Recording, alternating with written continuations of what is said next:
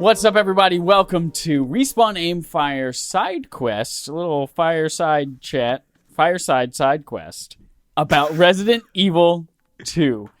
This is the first time in a while that we both have played a new contemporary game around release. This is less than 2 weeks before it came out.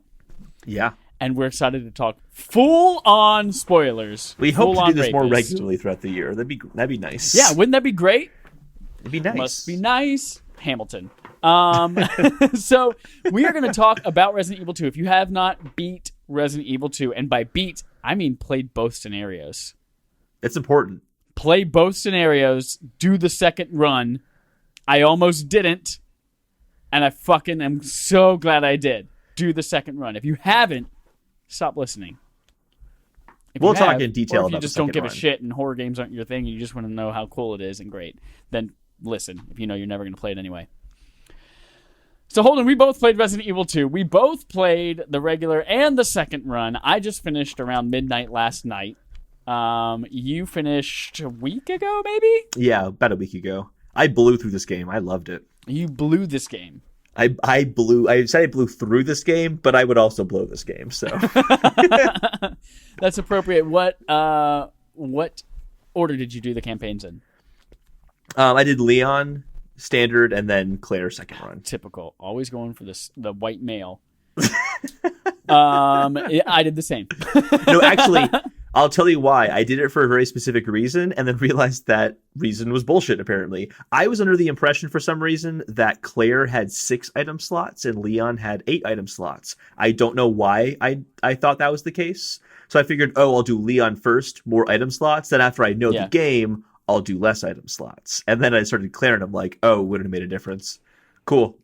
I think maybe in the original it was that way. But maybe not in this one, because I've also learned that the hip pouches are new to this version. They did not exist in the original. Thank all of the gods. Yes.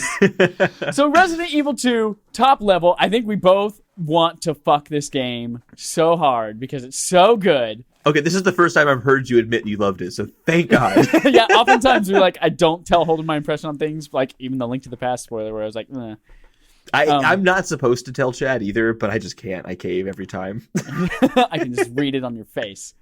So yeah, I freaking loved it. I beat the first campaign as Leon, and I was like, man, that was really good. I really liked that game. I have some qualms with it that we'll talk about here in a little bit.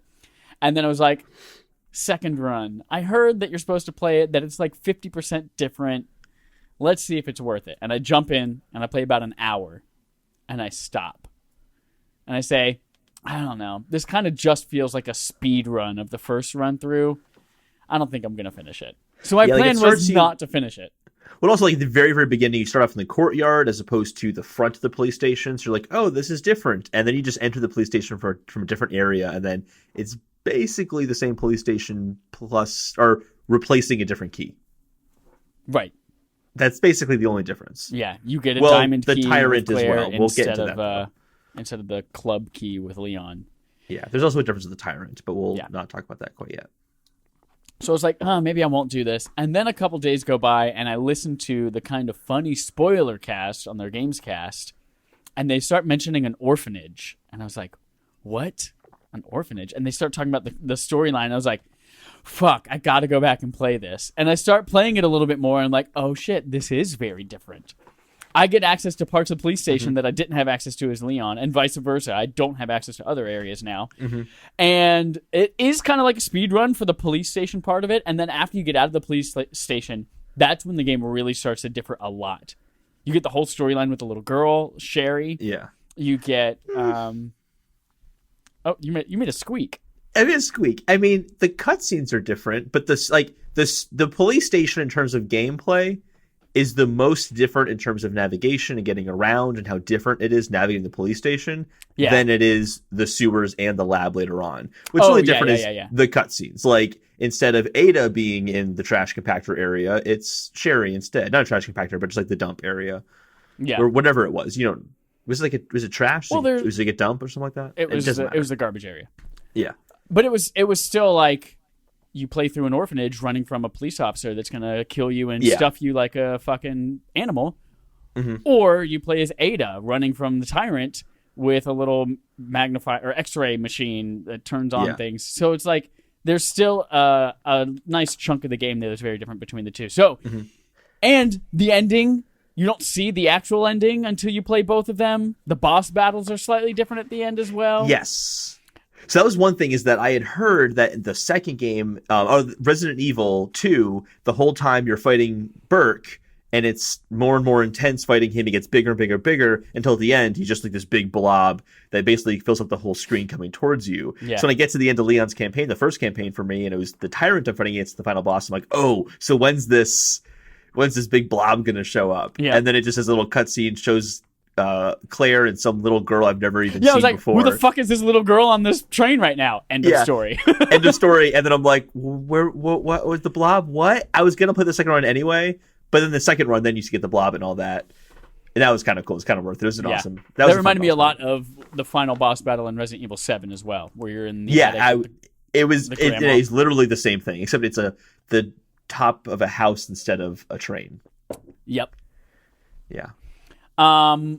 What's your impression, things you love about the game before we get into some kind of dislikes that you had to think real hard about? Yeah, I really had to think hard about some of the dislikes. And they're there, but they're really... The crux of the game is the horror. And it just nails the horror perfectly. Like there's all the flaws I have with the game. None of them have anything to do with the horror and how the atmosphere develops in every single area you go to. The police station, the sewers, and the laboratory. It's just expertly Every time you done. say police station, it sounds like PlayStation. PlayStation. The PlayStation's terrifying. It's really scary.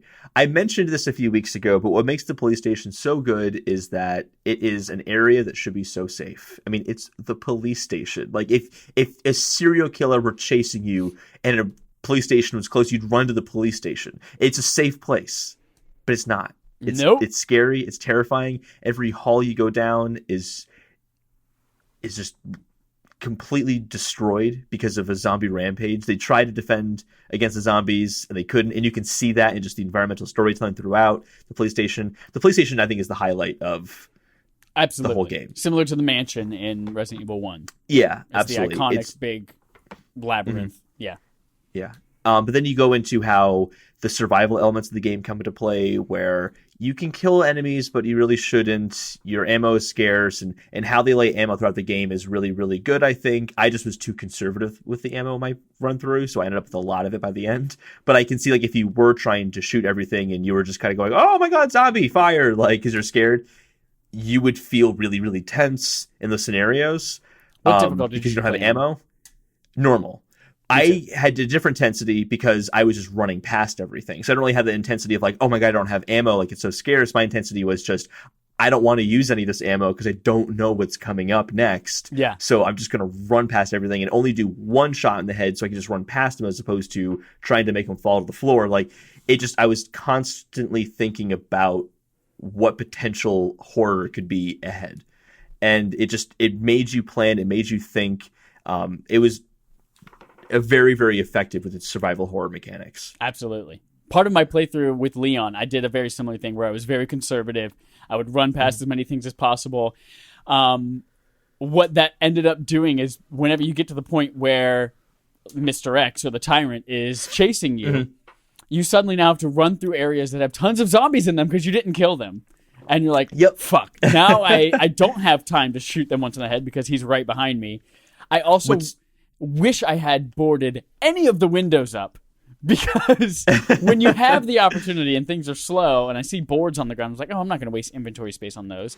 And then very shortly into the game, everything just fucking swarms you through the windows. You're like, god damn it. And you have to backtrack a lot. And it's really effective backtracking because you're like, shit, I know what I left there.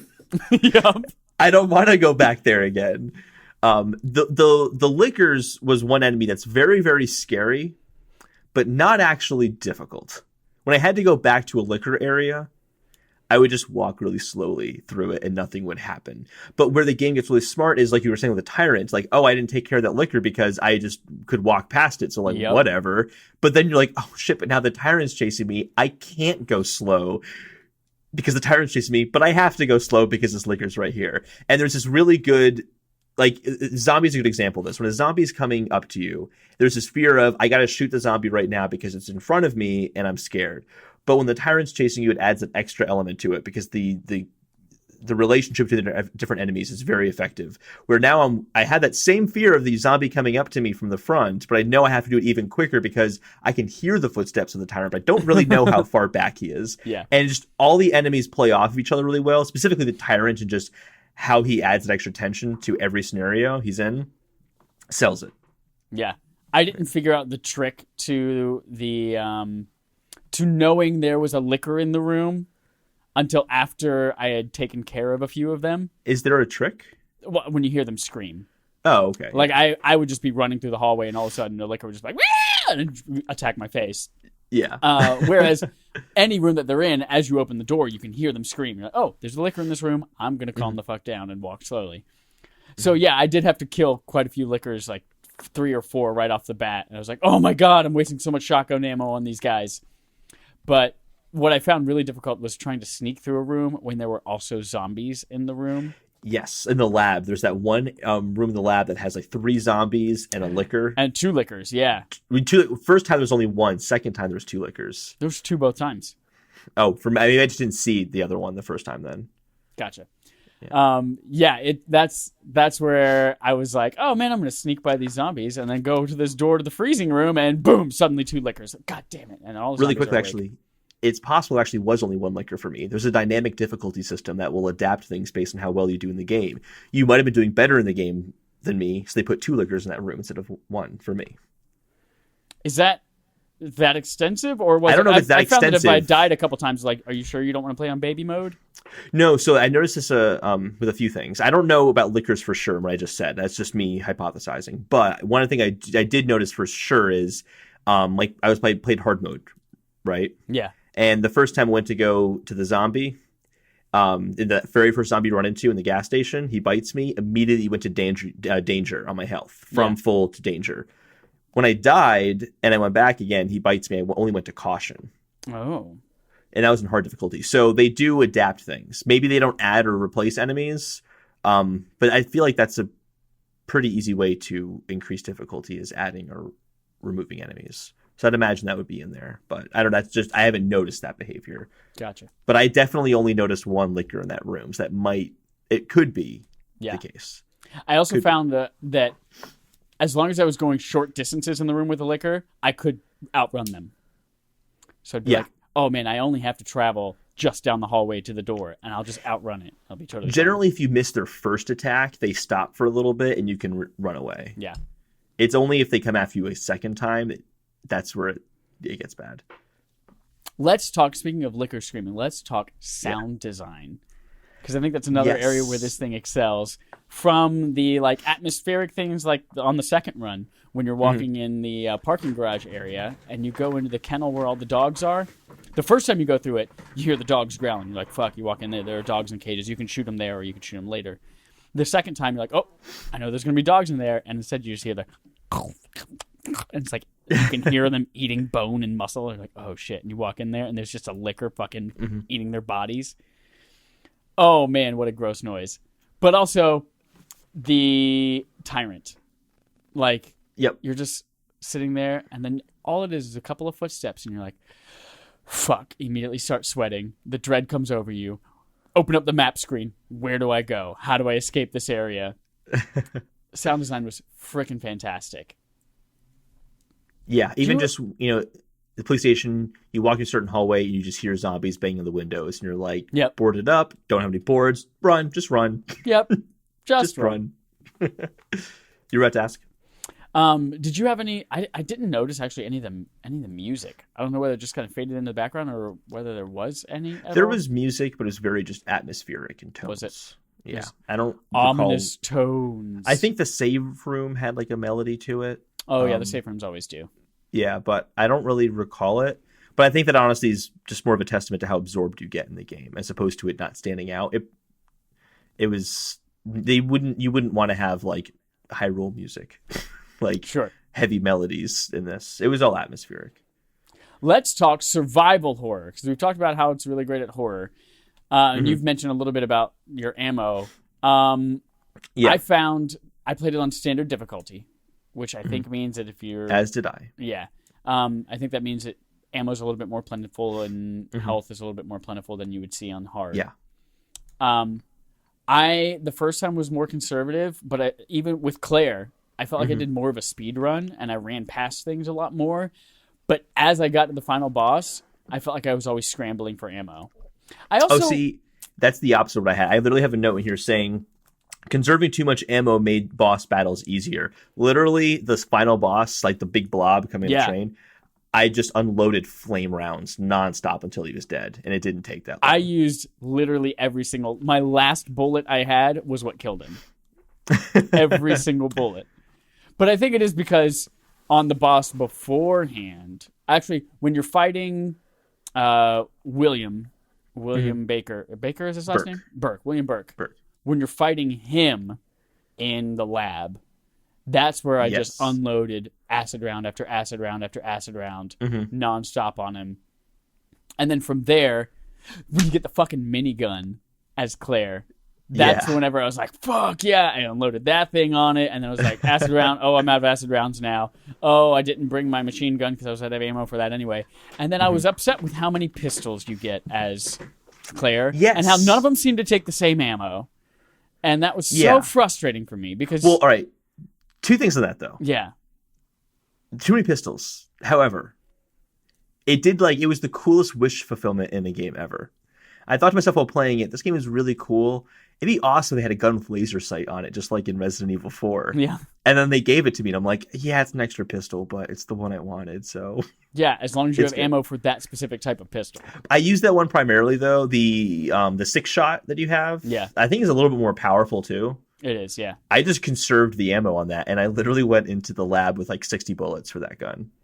I used the 6-shot that you can like really quickly fire. I can't remember the exact... It was like a quick action or quick something. I think that's what I'm talking about, yeah. Yeah, I used that a lot. You could like shoot like 2-3 shots really quickly with that one. Yeah, if you just flare the trigger, you could shoot all 6 really quick. Yeah. I never did that. I conserved too much. Gotcha. I used that most of the game until I ran out of ammo for it. And I was like, oh, fuck, now I got to use some other shitty pistol that's in here.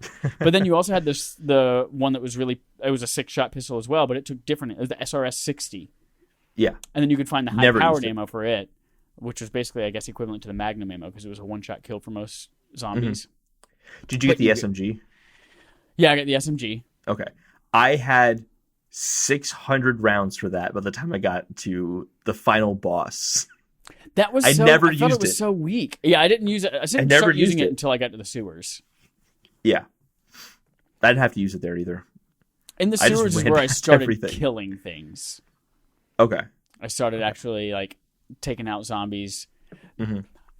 That's actually you had to. So this is a note that I have about police station, really open. I felt it was a much more open area. Laboratory and sewers were much more narrow to a good part for the horror, but also meant it's far more linear.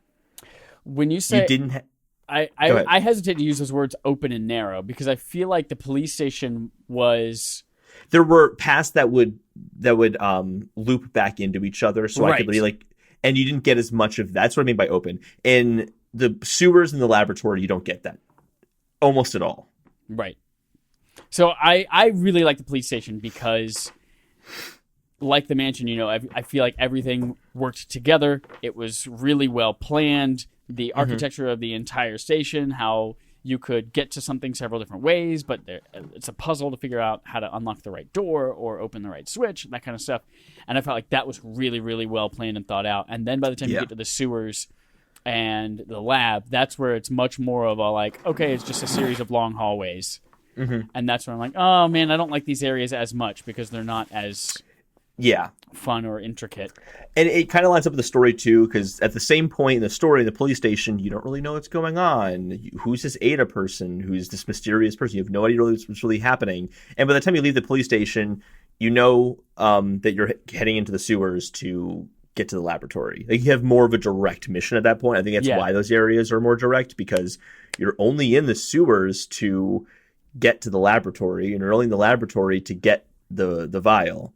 you're in the police station to kind of find out what's going on. So it's just more of an open point in the story as well. Well, you learn pretty early on in the police station that like the way to get out of here is the parking garage.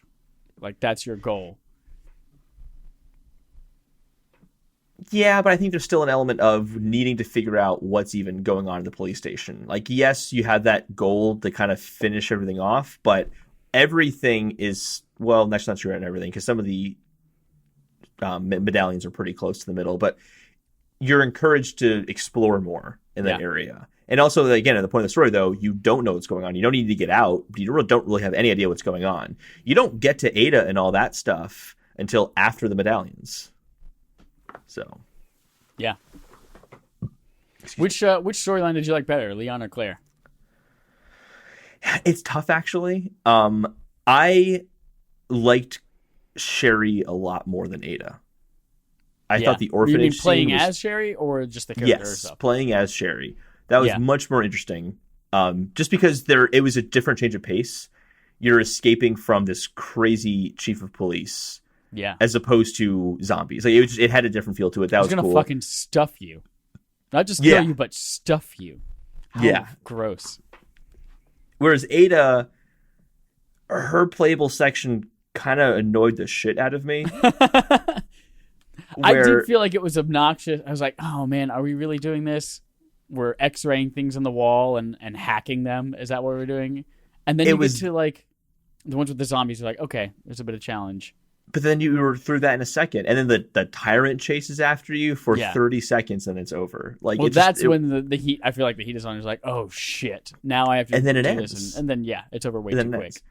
So, but on top of the part that like drove me a little bit nuts was, she's this really cool character. She's got the sunglasses and the trench coat. She's mysterious, and then suddenly she's in this like skin tight red dress. Like, what? That made no sense whatsoever. It was so strange. It's because she had to leave her trench coat on Leon to keep him warm. That's true. And she, of course, was wearing that skin-tight red dress throughout the rest of the story. Yeah. While fighting the tyrant and everything. Like, it's so stupid. Like, you played Resident Evil 4. You know she's that skin-tight red dress all the time. I know. It's ridiculous. And it was stupid. It just didn't fit.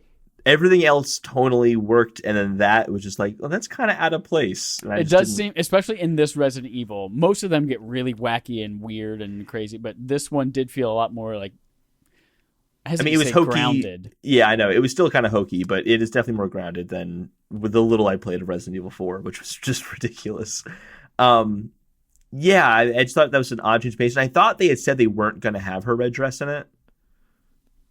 I don't know why I thought that, but I had this impression that was going to be the case. Maybe there's alternate costume. Well, there are alternate costumes for all the characters, so maybe she has it too. So maybe, I don't know. I just thought it was strange. But yeah, I think the bigger point there is what you mentioned, though, is like the hacking stuff. At first, I was a little confused because I'm like, what is this doing in this game? This doesn't fit at all. Was it designed to like change up the gameplay? Because I was really liking the gameplay and I didn't want it to be changed up. It just felt like an interruption. But Sherry's, going back to that, was more complimentary to the experience than Ada's was, I think. Yeah. But Ada's storyline was cooler in terms of the secrecy. Who is she really? Because I don't really know much about Resident Evil. I've only played this and 7 all the way through. I don't really know much about her. I don't know much about STARS, which I'm assuming she works for STARS. Am I wrong? Chris works for STARS. I don't think. No, she works. Who does she work for? I don't remember. I don't think she works for STARS though. Oh, okay. I think she's like maybe some private contractor. Okay. Or mercenary, maybe? Maybe, yeah. Yeah. That whole part was kind of cool. Obviously, she's coming back, even though she, quote-unquote, died at the end. Well, we never saw her die. That's true. And we also never the rocket launcher. Yeah, we never see who gives the rocket launcher, but I'm pretty sure it was Ada. No, it was her. We saw her. Did we? I thought it was just like, we just saw like the back of somebody. No, we saw, and she's like, good luck or something like that, and she kicks down the rocket launcher to him. I just thought that was a mysterious person. Maybe I didn't. No, that was Ada. She was like, definitely Ada? She was like on a steel beam, like crippled, and she's like, oh my God, well, good luck, and she kicks down that to him. You don't remember that? I remember the kicking down part. I don't remember thinking that was Ada, though. Well, when you're fighting him. Yeah. I can't remember where. I don't remember seeing it when you're fighting him, but I remember somewhere in there. No, yeah, we they see her kick do down the rocket launcher, all that. That happens during the fight. Yes, that happens But- during the fight, but we don't see the Ada part exactly at that moment. I can't remember anymore. Yeah. For some reason, I remember that happening later in it. Oh, I don't know. Well, I don't recall that being Ada, but maybe it is. I don't know. It's possible. What other character would it have been? Oh, right, Jill, exactly. the doctor I Yep. which is I actually want to bring you to this. I want to talk the second one a little bit. There were differences, but also there's some contradictions where things didn't line up right. Yeah, it made you believe that, like, hey, these might be two stories that are happening concurrently, but then it's just like, And but sometimes also they very were, different things are happening. but then sometimes they weren't. Yeah. So like one of them that was really strange when is it Dr. Gray, Dr. Jill Gray, is that her name? Whatever her name is. Annette. Annette. I don't know where did Jill Gray come from? Is that from I Grey's have Anatomy? no idea. I have no idea. Anyway, when she dies, I'm like, wait, isn't this also the scene where she's supposed to be? Where was the note I have here? She's supposed to be in. Where was the note I have here? I don't know. I mean, there are other It's on my examples phone. too, where like You need an example, and I'll find my like note. when Leon and Ada take the train from the sewers, and you're like, cool, train's gone, and then Claire gets there, the train and is she takes still the there, trains. Yeah. and she takes the train, but also Leon left a note for her at the train, and you're like, oh, Leon's been here, he took the train, but also the train is right here waiting for me, and the fact that Leon's been ahead of her the whole time, and then she gets to the same room that he fights the William in, and she is suddenly now fighting William instead, where canonically he's And already that's- done that. But also that takes place at the same time where she's now in the room with the other character Yeah, dying when she's supposed to be helping someone else fight William Burke. yeah. Like things just don't line up. Yeah, that's the note that I had. So that stuff didn't quite line up well, but I can forgive it because I kind of the whole time playing going, the point of this game is not really the story. The point of the game is the horror. Everything else is just an excuse to keep you going. Right. And this And sense it's of not like mystery. there's like a canon at all. Obviously, you could play it in any order. You could play Leon first, Claire second run. You could do the opposite. Yeah. There's not a canon at all, I guess. Random question for you. Yeah. Did you notice any randomized events? What do you mean? So I came across this one thing, and it happened once, but it was so significant, I have to mention it. Either there are randomized events, and they're just so well done you don't realize it, or there's just this one thing I noticed that happened to be scripted, whether you do certain things or not, to make you feel like anything can happen. I was in the interrogation room, okay? Okay. And I walk out, and I hear the tyrant's footsteps. And rather than him coming down the hall to the interrogation room, he bursts through the wall shared by the interrogation room hallway and the press room. It just breaks the wall down. And then there's just this huge hole in the wall, and I can walk through it and go to the press room very quickly, create a little shortcut. It's kind of nice. Oh, But then I died, and it never happened again. interesting. I guess And I maybe went if he's, back to like, that in same the right spot at area. the right time, maybe that can happen. I don't know. Did you run across anything like that at all? Not really, no. Okay, because it really was like, oh, like, what is scripted in this game? What's not scripted in this game? I was it got me really intrigued on how things are done behind the scenes. Because why would that only happen the one time? I went back. It's like I died, went right back there again to make it happen again, and it didn't happen. That damn tyrant. Crazy. That damn tyrant.